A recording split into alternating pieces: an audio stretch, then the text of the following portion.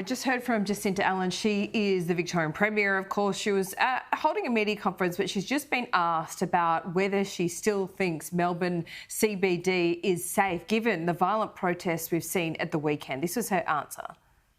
Well, what we saw yesterday is, for some, they are choosing to protest for the sake of protesting, and whilst that very important tenet of our democratic society is the right to protest, what comes with that is an obligation to do so safely.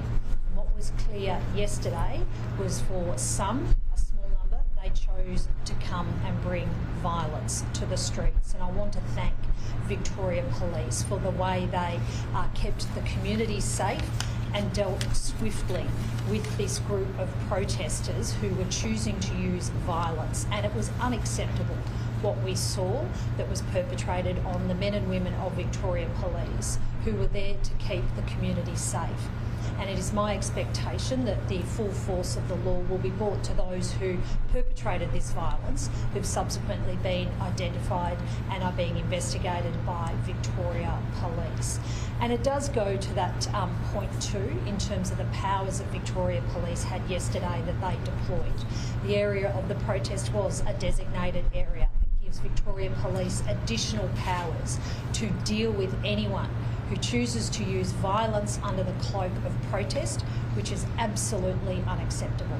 You've been adamant this past week that the CBD is safe despite multiple incidents. We see protests every weekend. Last week's protests were horrific. Do you still stand by the fact that Melbourne CBD is safe? It should not be repeated, but I will repeat that yes, Melbourne's CBD is safe.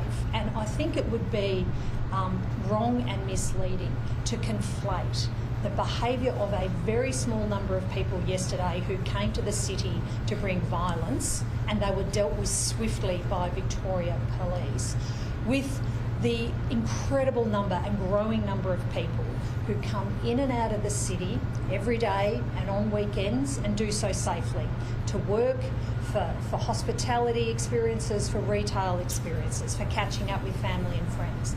The city is a safe place to continue to do those activities, and where we see a small number of people wanting to compromise community safety, like the violence that those protesters brought to the streets yesterday, they were dealt with swiftly by Victoria Police.